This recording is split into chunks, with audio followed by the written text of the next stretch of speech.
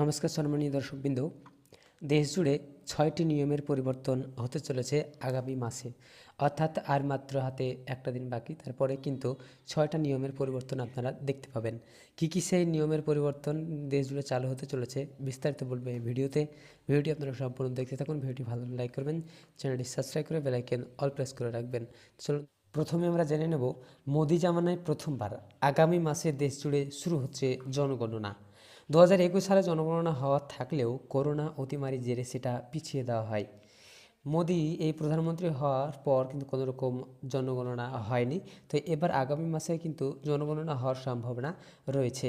তিনি 13 বছর মধ্যে কিন্তু কোনো রকম জনগণনা শুরু হয়নি।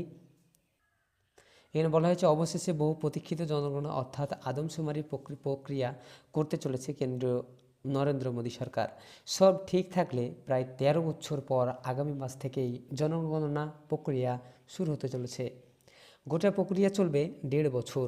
2026 সালের মার্চ মাসের মধ্যে জনগণনার রিপোর্ট প্রকাশ করার লক্ষ্যমাত্রা নিয়েছে সরকার। তো মোদি জামানায় এই প্রথমবার 13 বছর পর আগামী মাসে জনগণনা শুরু হতে চলেছে।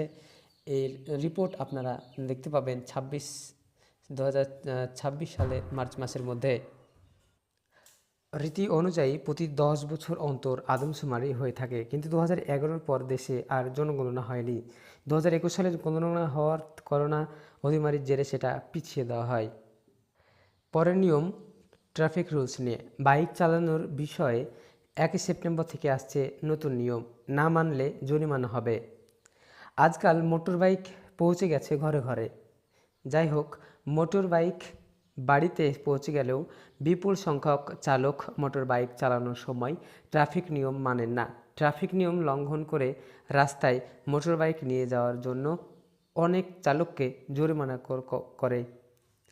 ঠিক সেইভাবে 1 সেপ্টেম্বর থেকে আসছে নতুন নিয়ম, এবং সেই নিয়ম লঙ্ঘন করলে জরিমানা অনস্বীকার্য।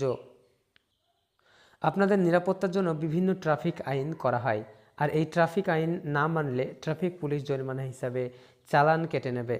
সম্প্রতি অন্ধ্রপ্রদেশে হাইকোর্ট ট্রাফিক আইনে একটি নতুন ধারা যুক্ত করেছে, এবং এই নতুন নীতি অনুসারে যে কোনো দ্বিচাকার গাড়ির চালক এবং আরোহী উভয়কেই, তা বাইক বা স্কুটার হোক না কেন, অবশ্যই হেলমেট পরতে হবে। আপনারা ধরুন বাইকে আছেন, সেই বাইকে দুজন ব্যক্তি আছে, তো সেক্ষেত্রে ড্রাইভারকে হেলমেট পরতে হবে, পাশাপাশি যিনি পেছনে থাকবেন, যিনি বসে থাকবেন, তাকেও কিন্তু হেলমেট পরতে হবে। অর্থাৎ যতজনই থাকুক না কেন, সেক্ষেত্রে কিন্তু তাদেরকে হেলমেট পরা বাধ্যতামূলক করা হবে। এটা কিন্তু অন্ধ্রপ্রদেশে চালু আছে। তো এবার এটাই কিন্তু চালু হতে চলেছে। তো এর জন্য চালান কাটা হবে যদি দুজনের মাথাতেই হেলমেট না থাকে। এই নিয়মটাই চালু হতে চলেছে। অন্ধ্রপ্রদেশের হাইকোর্টের এই নতুন নিয়ম বিশাখাপত্তনম রাজ্যে 1 সেপ্টেম্বর থেকে কার্যকর হবে। দেশের বড় বড় শহরে এই নিয়ম চালু রয়েছে। তৃতীয়ত এখানে বলা হয়েছে যে TRAI, এখানে বলা হয়েছে এর নতুন নিয়মে 2 বছরের জন্য ব্ল্যাকলিস্ট হবে নাম্বার। তো এই সিম কার্ডের বিষয়ে একটি ভুল কাজ করলে কিন্তু তার জন্য 2 বছরের জন্য সে সিম কার্ডকে ব্লক করে দেওয়া হবে।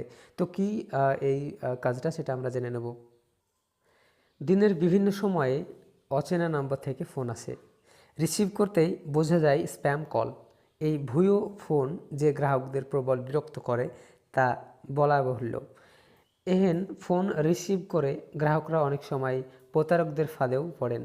এই কথা মাথায় রেখেই নয়া নিয়ম চালু করেছে telecom regulatory authority of India, অর্থাৎ TRAI। 2 বছরের জন্য ব্ল্যাকলিস্টেড হতে পারে নাম্বার। মানে আপনারা প্রতিনিয়ত আপনারা বুঝতে পারেন যে স্প্যাম কল, যে কোনো অফিস থেকে ফোন করছে বা বিভিন্ন ধরনের বাজে ফোন যদি আসে, সেক্ষেত্রে আপনারা সেই ফাঁদেও পড়ে যান বা আপনারা বোকা হয়ে যান যে এমনভাবে ফোন আসে যাতে আপনি একটা এমার্জেন্সি কাজ হয়তো চলে এসেছে, তো সেক্ষেত্রে আপনি ফোন ধরে বোকা হয়ে যান। তো তাই এই কাজ এড়াতেই কিন্তু এই উদ্যোগ নেওয়া হয়েছে। তো এই বিষয়ে যদি আপনারা কমপ্লেন করেন, যদি অফিসকে কমপ্লেন করা হয়, সেক্ষেত্রে কিন্তু তার সেই নাম্বারটি 2 বছরের জন্য ব্ল্যাকলিস্ট করে দেওয়া হবে। এটাই কিন্তু বলা হচ্ছে। সকাল থেকে রাত পর্যন্ত সকলের কাছেই অপরিচিত নম্বর থেকে ফোন আসতে থাকে। অধিকাংশ ক্ষেত্রে ব্যস্ততার মাঝে জরুরি ফোন ভেবে তা রিসিভ করে বোকা হন গ্রাহকরা। দেখা যায় কলটি আদতে ফেক। যা নিয়ে গ্রাহকদের অভিযোগ লেগেই আছে। এই স্প্যাম কলের সমস্যা মেটাতে উদ্যোগী TRAI তাদের তরফে জানানো হয়েছে 1 সেপ্টেম্বর থেকে লাগু হবে নতুন নিয়ম। এই নিয়মে ফেক কলের দায় নিতে হবে টেলিকম অপারেটরকেই, কারণ তাদের নেটওয়ার্ক ব্যবহার করেই কল করা হচ্ছে। সাফ বলা হয়েছে, কোনো গ্রাহক ভুয়ো কলের অভিযোগ করলে এই নম্বর যে অপারেটররা তাকেই ব্যবস্থা গ্রহণ করতে হবে। 4 নিয়ম আমরা একবার দেখে নেব যে টোটোর দাপট। এবার রাস্তা যত্রতত্র টোটো দাপট ঠেকাতে লাগানো হচ্ছে QR কোড। অভিনব এই উদ্যোগ নেওয়া হয়েছে মধ্যগ্রামে। মধ্যগ্রাম শহর জুড়ে এই মুহূর্তে 1100 উপরে টোটো চলছে। পাশাপাশি রয়েছে উবের টোটো। অলিতে গলিতে টোটো স্ট্যান্ড গজিয়ে উঠেছে। একসঙ্গে অটো চালকদের সঙ্গে টোটো চালকদের মন কষাকষি যেন নিত্য ঘটনা।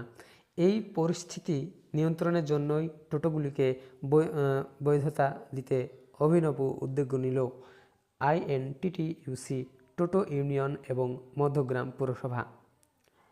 তো এখানে বলা হয়েছে যে টোটো কিন্তু বেড়েই চলেছে, তো রাস্তাতে টোটো আর অটোর মধ্যে একটা ঝামেলা বেঁধেই থাকে। আর তাছাড়া টোটোর যে চাপ বেড়েছে তাতে কিন্তু সাধারণ মানুষের অসুবিধা বেড়ে গেছে রাস্তাঘাটে চলার ক্ষেত্রে। তো তাই কিন্তু এই টোটোর গায়ে একটি করে QR কোড লাগানো হবে। সেই QR কোডের মাধ্যমে কিন্তু সেই টোটোকে পরিচালনা করা হবে। মানে তাকে তার একটা পরিচয় বলা যেতে পারে, পরিচয়পত্র এই QR কোডের মাধ্যমে তাকে চিহ্নিত করা হবে। Madhyamgram INTTUC town president Kumaresh Chakraborty 15 মাস আগে দায়িত্ব নেওয়ার পরেই টোটো নিয়ে সমস্যার বিষয়টি উপলব্ধি করেন। অবৈধ টোটো চালকদের বাড়বাড়ন্ত না ঠেকালে সাধারণ মানুষ সমস্যায় পড়তে পারেন মনে করেছিলেন তিনি। এরপরে এই প্রসঙ্গে পৌর কর্তৃপক্ষের সঙ্গে কথা বলেন তিনি।